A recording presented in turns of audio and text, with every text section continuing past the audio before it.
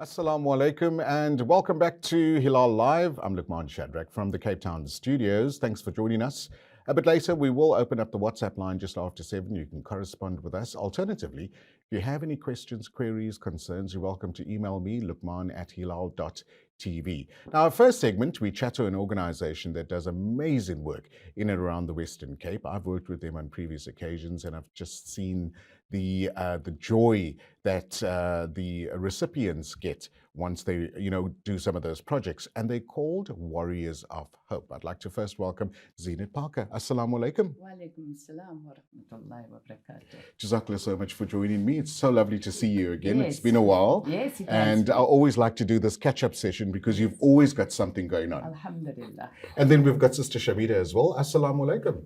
Wa alaikum salam wa rahmatullahi wa barakatuh. Jazakallah so much for joining us as well. It's I haven't pleasure. spoken to you, so I'm looking forward to speaking to you about the projects that you get involved in as well. But Zeenat, for those of our viewers that don't know too much about Warriors of Hope, I mean, the name says it all. Give our viewers a little bit of history on how the organization started and why there was a need to start the organization. Alhamdulillah, 9 years ago, tomorrow, next year, inshallah, we'll be celebrating our 10th anniversary. So 9 years ago, I was asked to join the chaplaincy team at Red Cross Children's Hospital. And at that time, the only thing that the Reverend told me was that I need to go into the hospital and give spiritual support to the Muslim families. Okay. And I thought, you know what, that's easy. I can do that. Right. And lo and behold, once I started walking the corridors of the hospital, I saw that the need was so much greater. Right. And Allah guided me up until today. I absolutely believe that Allah guides me and our team. And we have seen the struggles of our Muslim families. And we are not only at the hospital to support Muslims, we support any family who is in need. That's amazing.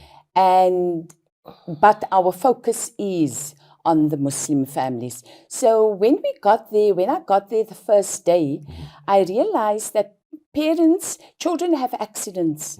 So parents leave everything and they rush off to hospital. Right. So they get there empty-handed. They just need someone who is level-headed to just calm them. And then we give them a tasbih, Okay. or we give them a Quran, Right. or we give them some kind of resources just to sort of help them along during their stay at the Spiritual hospital. guidance and Spiritual, yeah. absolutely. I can imagine that it's such a daunting time for any parent to have their child lying in a hospital bed for whatever reason. I do know that the parents spend long hours at the Absolutely. hospital as well, and you also provide some nourishment as well. Yes, Alhamdulillah, during Ramadan, we provide meals. Alhamdulillah. And since COVID, it's been a little bit difficult, but we provide hampers as well, Okay. because we've got a lot of foreigners coming into the hospital, so they don't have the support of family. And Alhamdulillah, I've got my colleague next to me, Shamidah, who came up with a brilliant idea. You know, I just sort of tell them about what it is that I need, and Allah guides them. Amen. So we've got beautiful toolkits that we make available to the families. Okay. And Alhamdulillah, our toolkits have gone to Johannesburg. Nice. It's gone to Durban. Alhamdulillah. And Pete Spell just had a seminar recently. And people from all over the country showed a great interest in the resources that we have available. That's amazing. I like how the organization has evolved as you saw the need, Yes. and the want also of the recipients Yes. as well. Shamidah, let me bring you in at this time as well. So the project that you are currently busy with, Zeenat alluded to that you've picked up and run with a very, very special project. Tell us about that. So, with chaplaincy, there's a lot of work to be done. It is a fairly, I would say, new kind of way that we can serve, in the sense that there aren't many Muslim representatives working as chaplains at the moment. So It's a very small, close-knit team at the moment. And with that, there comes a lot of new work that needs to be done. So I've been very honored and blessed to be a part of the organization and to assist in this regard. It's basically taking Auntie Zeenat's work and formulating it into a program at the moment. Right. So what we're doing is we're working on a chaplaincy program where we can upskill and train future chaplains to actually walk in Auntie Zeenat's footsteps and fulfill this amana, because it is much needed in our community. Working very closely with Auntie Zeenat, you hear horror stories, you hear of the great need, and we can't deny that it is the duty of us as Muslims to be there for our fellow brethren. And what better time and space than within the hospital at those absolutely pivotal moments, and we find that the chaplaincy deals with people from all walks of life. They've come from various backgrounds, and the challenges are varied as well. You have your strong Muslim families, you have your Muslim families who are really struggling, and which is why the resources that we provide is so important as well, because it doesn't only ground them in that moment of desperate, dire need, it will also remind them that Allah is there, and turn to Allah, talk to Allah in those moments. Very important. And I would imagine that taking on a role like this, it's a lot for you to deal with as an individual. Do you have any type of debriefing session? How do you leave that at work and not take it home with you? I think it's important to take it home, because as working in this field, as mothers, it makes us better mothers. It makes us better humans. We need to engage with the plights of the community. We can't live and operate in our bubble. Of course. So this allows you to see the actual dire need and the difficulties that our communities are facing. And if we want to serve, how are we going to know how to serve if we're not seeing what the issues are at hand and where the needs are? And to answer your question about the criteria, so what we've come to find is that our chaplains, they need to be strong Muslims. They need to have sound knowledge of the deen. Because there are so many different facets of issues that you would need to deal with. So you do need to be informed, and you also need to have a certain level of resilience. I would imagine. Yeah, absolutely. Zeenat, a couple of minutes left. I want to run through two projects that I think is so necessary in our communities. The one is the sanitary towel project for young ladies, and the other one is the life skills. Tell our viewers a bit more about that. Yes, so the washable sanitary towels, that's also a project that's very dear to my heart. So that's reusable, right? That's the reusable. And that is where we go into the rural areas and we provide life skills for those girls. And we provide them with the washable towel.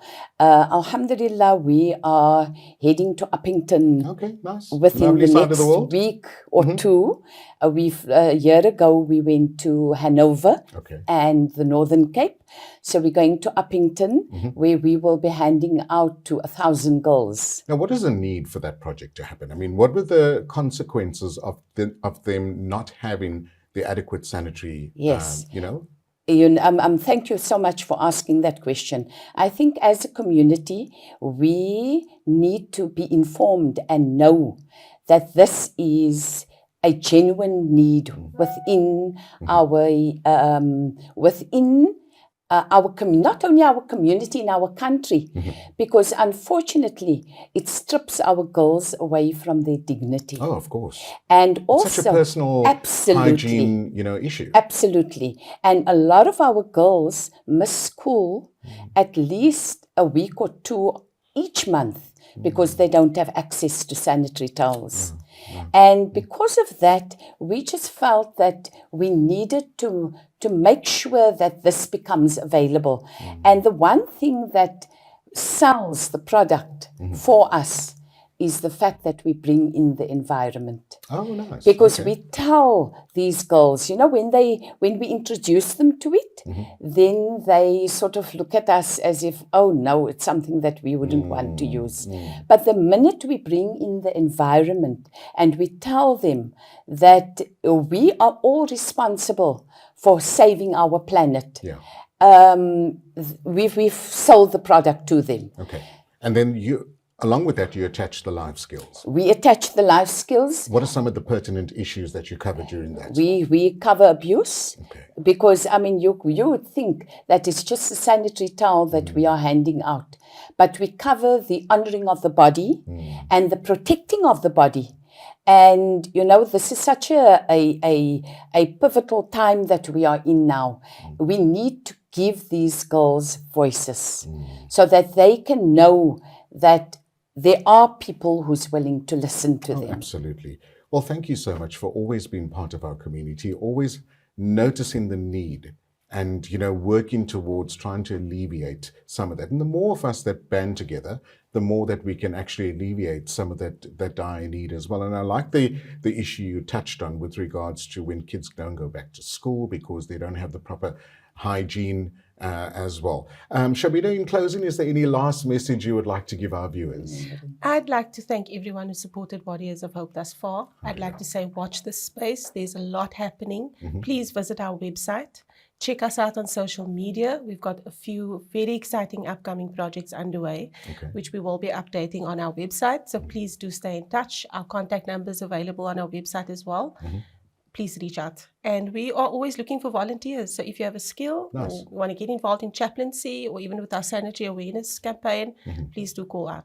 Lovely. I like that. Jazakallah once again for coming into studio. We're going to keep a close eye on some of the great projects. We'd like you to invite you back into studio sometime and we can chat a bit more. But all the very best and do keep in touch. Have a great evening. Assalamu alaikum. Wa alaikum assalam wa rahmatullahi wa barakatuh. And that's Warriors of Hope in studio, chatting to us about some of the great work that they do in our communities. Such a dire need with some of the issues and some of the projects that they undertake. We're going to take a short break. When we come back, it's Community News. You're listening to Hilaal Live.